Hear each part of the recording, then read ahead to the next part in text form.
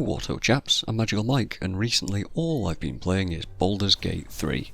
Seriously, I'm at 400 hours now, and I can only expect the number to keep growing because the game is phenomenal. In this video I'm going to talk about a couple of my playthroughs and mainly the builds that I've used, along with just a few notes here and there about encounters or memorable parts of the game.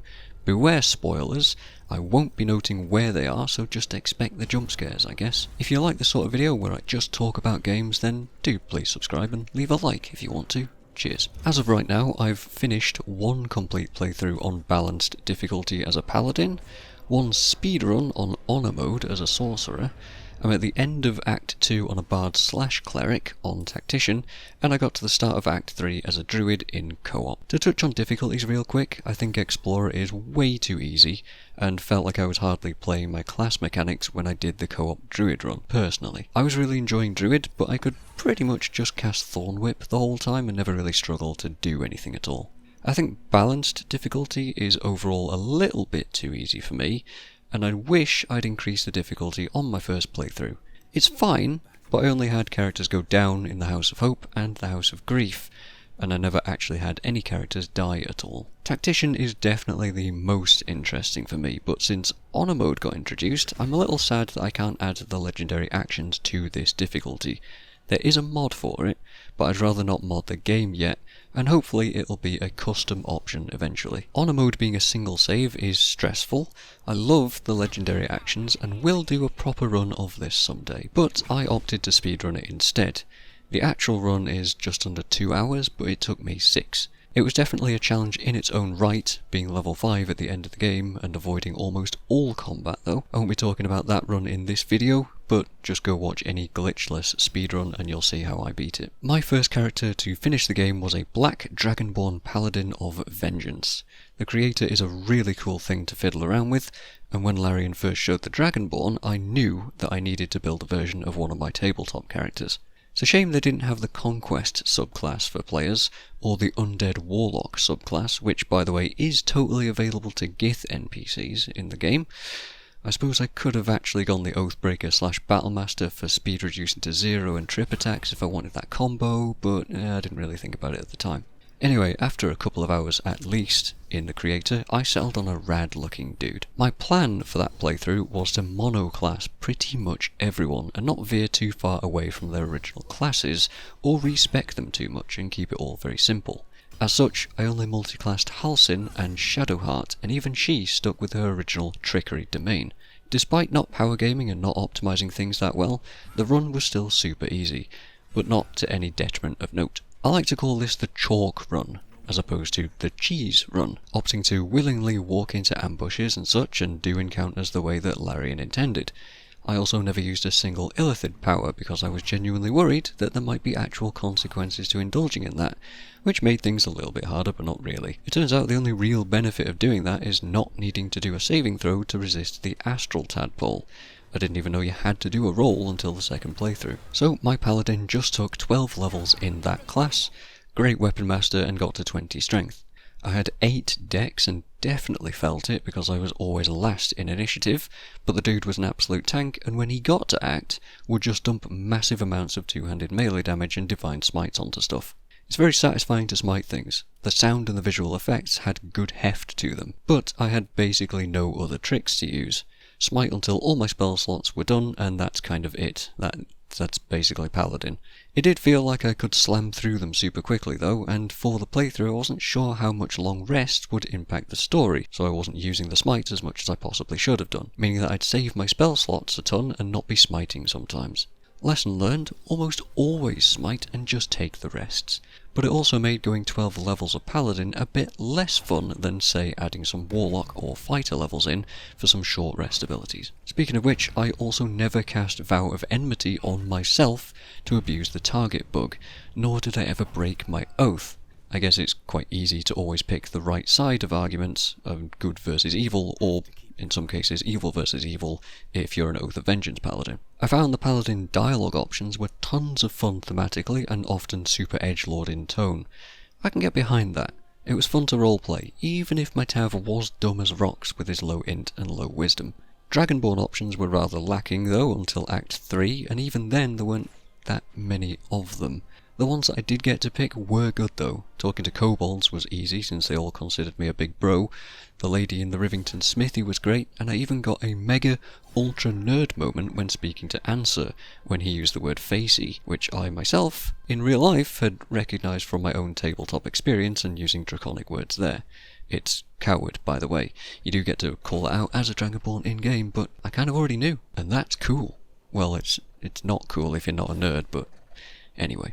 As for companions, I don't really understand a lot of the online discourse about sticking with a specific group of 4 for the whole game and never swapping people out.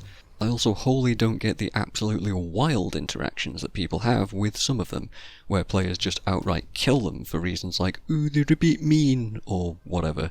I mean, it's your game, you do you, but the idea of cutting content out willingly like that is just nuts to me. I wouldn't do it. So yeah, Lae'zel and Astarion are kinda mean at first, and Gale is quite annoying for some people when he consumes a whopping 3 magical artifacts. Wow, game-breaking, huh? But they open up and they become fun, well-realised companions over time, and that makes them incredible to play with. So I swapped people around a lot for their stories or just for variety. Shadowheart was almost always with me as my romance choice until the middle of Act 3.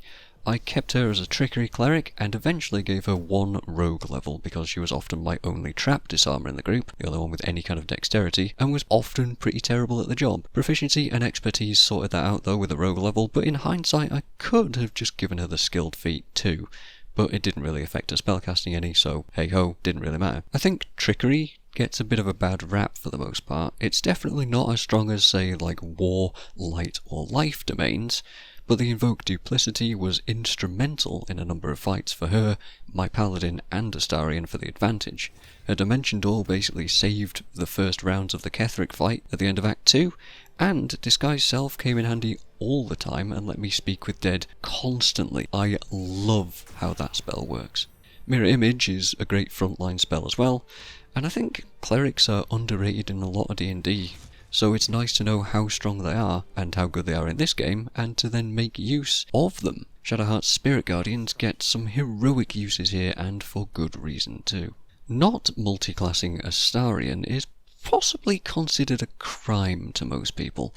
Rogue doesn't scale super well, more sneak attack damage is nice, and reliable talent made him excellent at the skills that I used him for, but that's kind of it. I made him a thief and gave him sharpshooter, and overall just had the very basic idea of having 2 bonus actions to shoot hand crossbows with, rather than making a better but more complex multiclass for it. Honestly, I barely used Astarion though. Playing as a paladin and having him around early on taught me that he always disapproved of my actions, unless you're careful in dialogues, but I wasn't being that careful most of the time. I was just going, yes, I'll do the good thing. So I had to work on him from around the middle of Act 2, to his conclusion, which did turn out positive at least. I spared the spawn in the end. I didn't really enjoy his finale ending, where he comically runs away to avoid the sunlight, because there was no actual epilogue at the time, and I still haven't seen that yet, actually. Gale, I made a full conjuration wizard.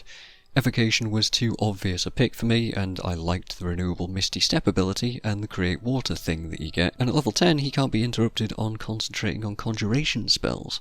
But I actually hardly used the Create Water. The Misty Step thing was clutch maybe twice overall, but was mostly too short, and there's only 1 high-level conjuration concentration spell, which is Cloud Kill, and I never actually cast that thing, so I think I missed the opportunity to try a better subclass here, to be honest. But since the base class of Wizard is so strong and such an amazing toolkit anyway, he was a staple in my group almost all the time. Utility like Enhanced Leap and all his crowd control spells were always welcome. He also never even got downed, despite Reddit telling you that he's a damage magnet. Just be smarter with positioning, I guess. Give him a shield, give him mage armor, give him the shield spell. You know, he will almost never get hit by anything, if you're clever with his spell slots. I enjoyed Gale's personality a lot too. He's a bit full of himself sometimes, but knows when to tone it back and be serious or kind. Overall though, good guy, good jokes, fun to have around. Will comes in being a bit similar as well. He's pretty generic as a goody hero type with a dark twist with his Warlock class. Sadly, I find monoclass Warlock a bit boring. It's a little too Eldritch Blast spammy for me, even if Eldritch Blast is one of the best visual spells in the game. That thing looks and sounds awesome every time you use it. And since I really wasn't resting all that much, I wasn't getting a lot out of his spell slots either. I built him with the Pact of the Chain and Familiars, blasting away with pretty decent damage overall, but he just kind of felt like a weaker Gale for my group. I think Warlock makes a more fun Tav than a companion, or if you play as Will, then maybe you get more Mizora scenes. I also think the Pact of the Blade is a more interesting subclass feature to pick as well. A melee focus and possible multiclass into Bard, some other ideas instead, but monoclass didn't work out too well for me. Sadly, Will only tagged along for some bits of his story, but ultimately sat at camp most of the time for me. I still brought him along to the Iron Throne, to Answer and to Merkel though, and he did pretty solid damage where it counted. Warlock's a good and an easy class, it just isn't that versatile. Karlach, on the other hand, was part of my group often. I made her a Wildheart Bear Barbarian with a throwing and a two-handed melee hybrid build, but only because I found a few early game throw buffing items like the Ring and the Returning Pike.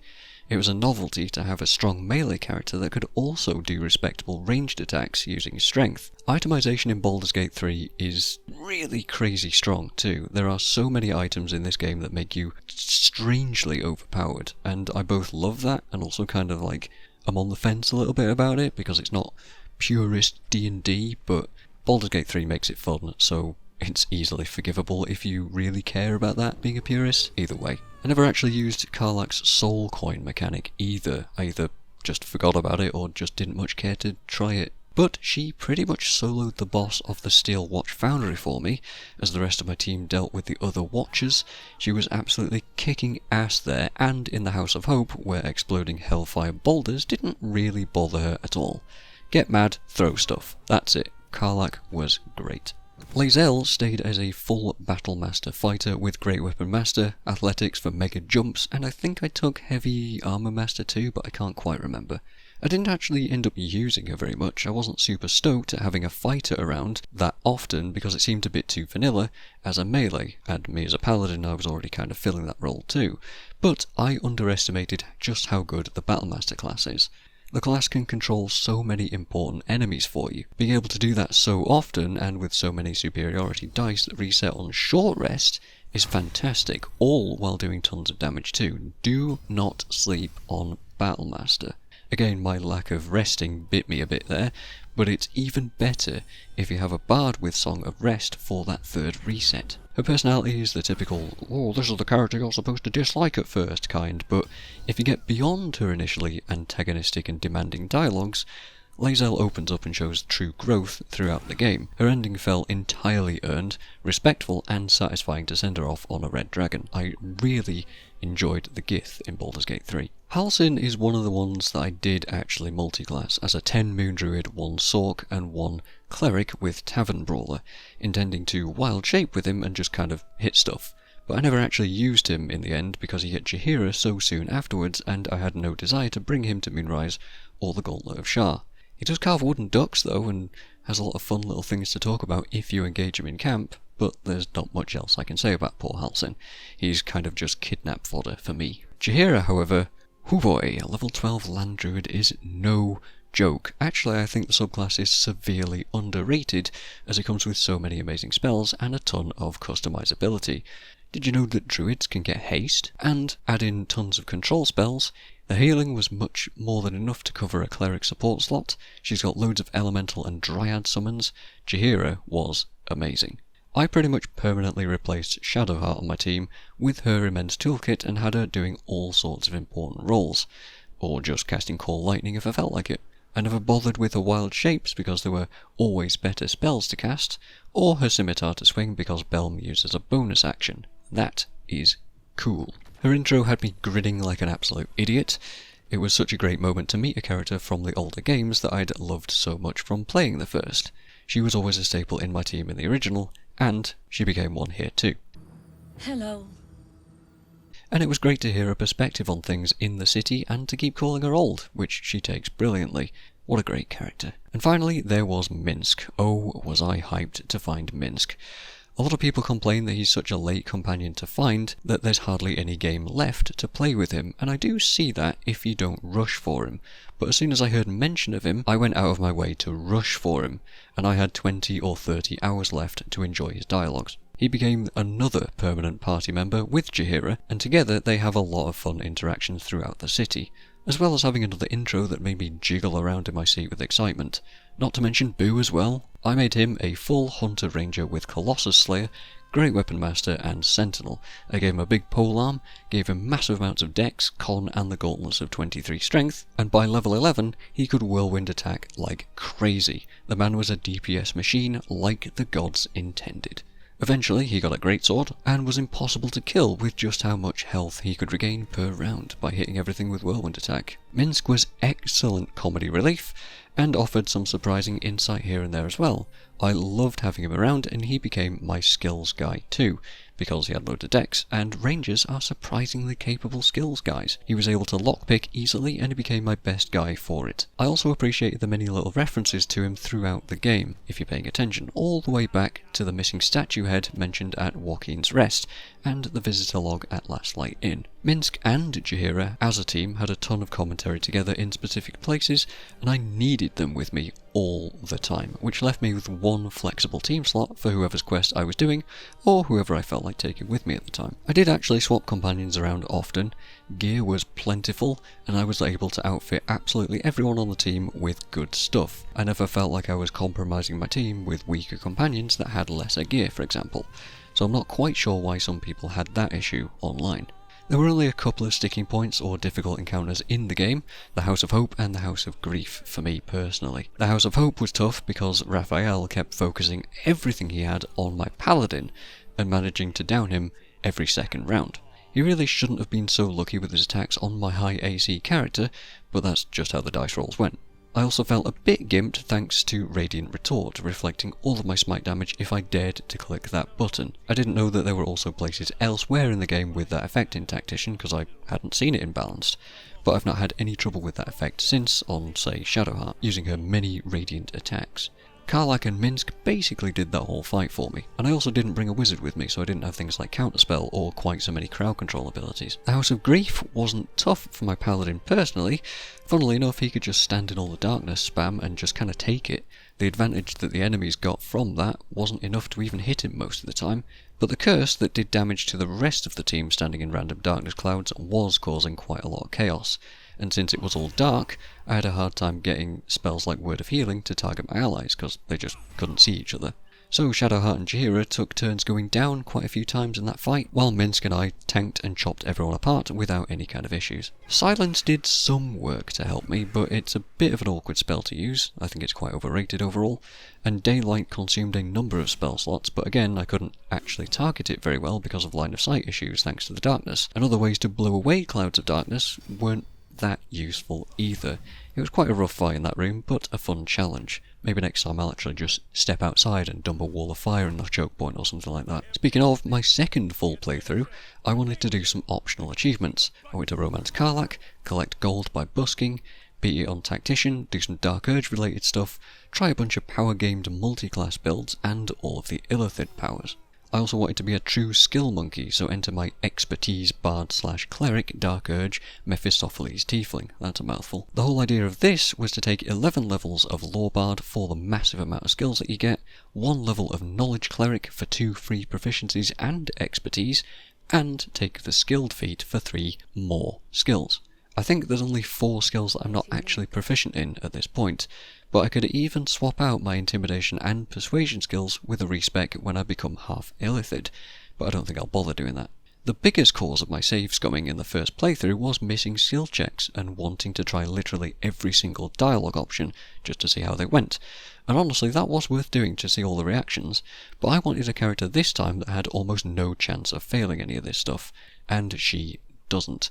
With so much expertise, guidance and thaumaturgy, and the headband of intellect, Melody is unstoppable. Yes, her name is a musical pun. I could have done a gith for the Astral Knowledge buff, but wanted a tiefling instead because I'm absolutely obsessed with how I've customised her look. I'm usually pretty bad at colours because I'm a child with no sense of how to use them, but I loved the purple hair with black streaks and orange highlights combo that I ended up coming up with here.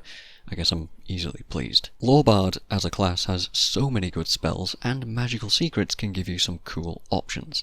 I went pretty basic and have haste and counterspell as my first two picks, and I've not got to my second set yet. I play her as a buffer slash frontliner slash control character, and I tend to really enjoy the more versatile classes in games like this. Cutting words is an amazing reaction, just to deny enemy actions too.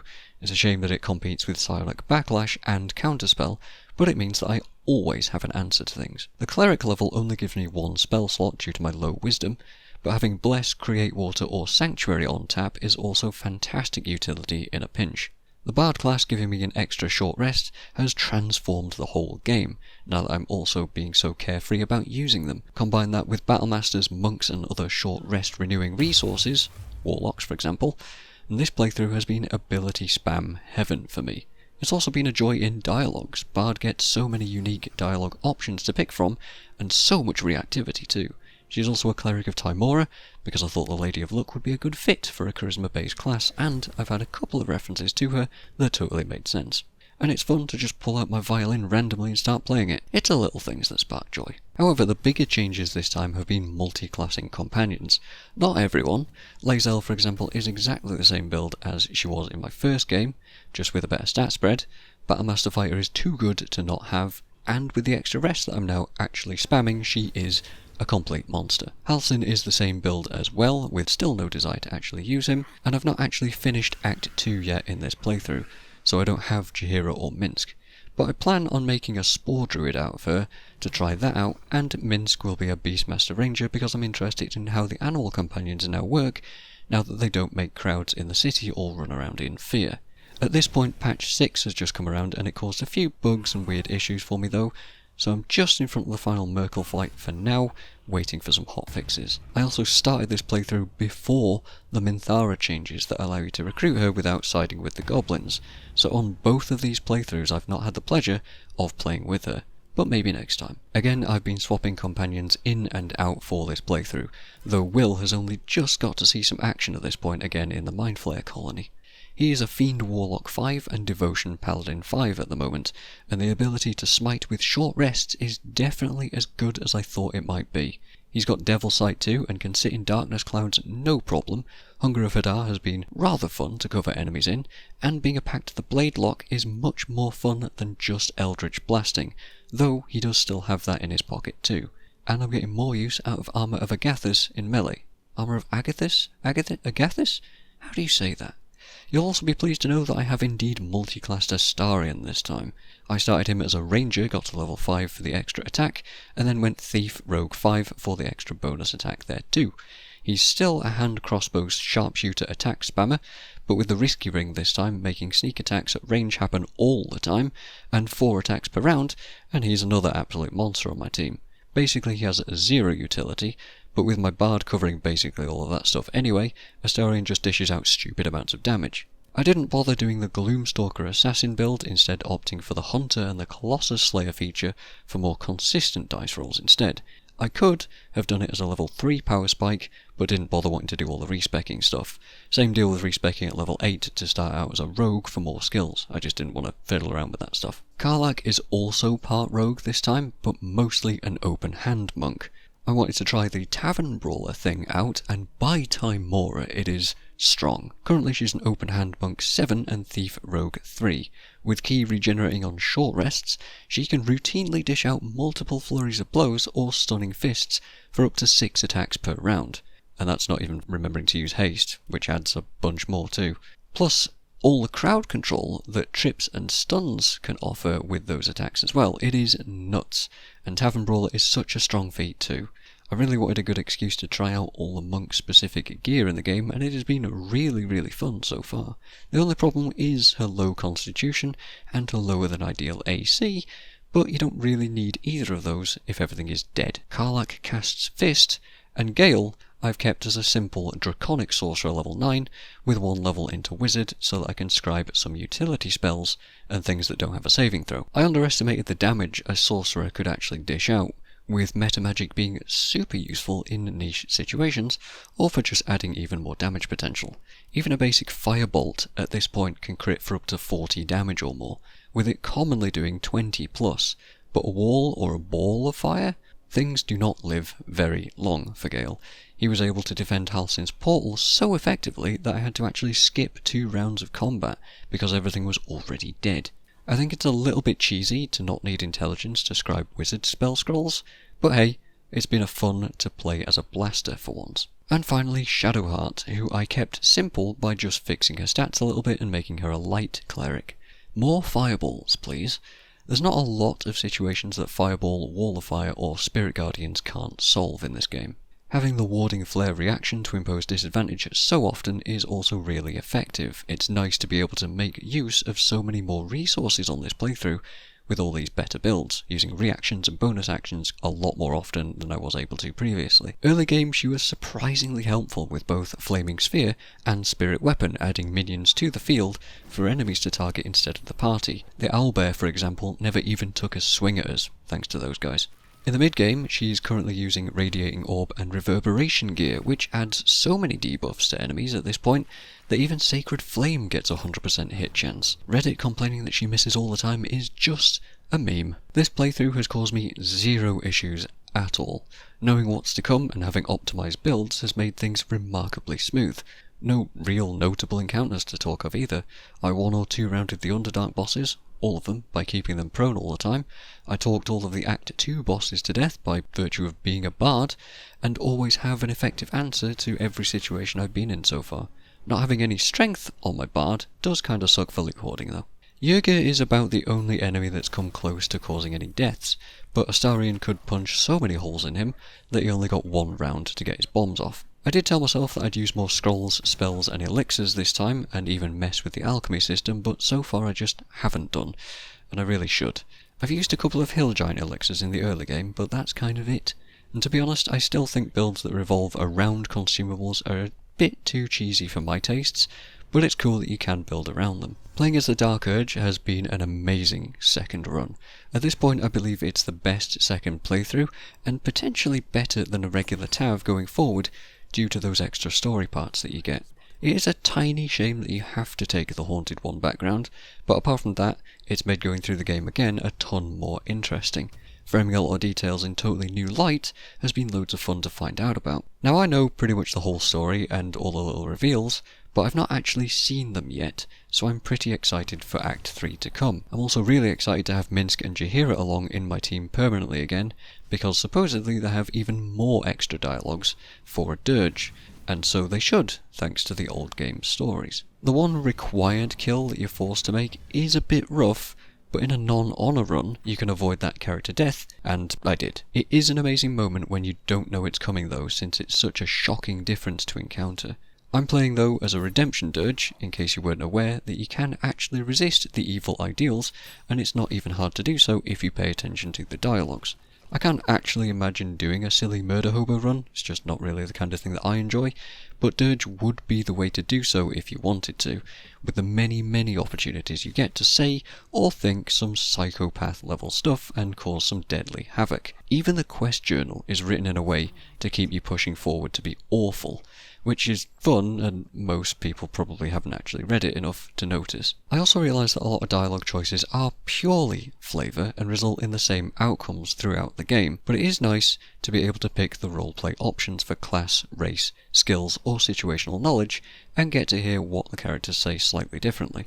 Having multiple class and skill tags in a dialogue is fun to see, and a nice way to feel like you're actually role-playing in this role-playing game. Those tags aren't always helpful either, they can be deceptive, which is neat to see, and can trip you up if you're not paying attention. Some Paladin tags can even break your oath if you justify yourself badly, so like I said, pay attention, because they're not just all I win buttons. I've only just been through the long rest in Act 2 that almost forced me to kill someone else, and that whole scene was great, but I got really lucky with the wisdom saves there, with Karlach's help of course. I'll be interested to see how that goes with other companions being involved in the scenes, since it can be random in some cases. I'm also looking forward to see how the fight against Orin is going to go on my fairly non-damagey bard build, but at this point I'm kind of running out of things to say without just picking random fights and areas to talk about. I think just going over my builds is interesting enough, since you can sort of extrapolate how things have gone throughout the game by the way that I've been talking about enjoying them. I might make another video at some point just talking about bits and pieces that I do love about Baldur's Gate 3, but until then, hopefully, I've given you some ideas or at least shared some joy. So, cheers for watching.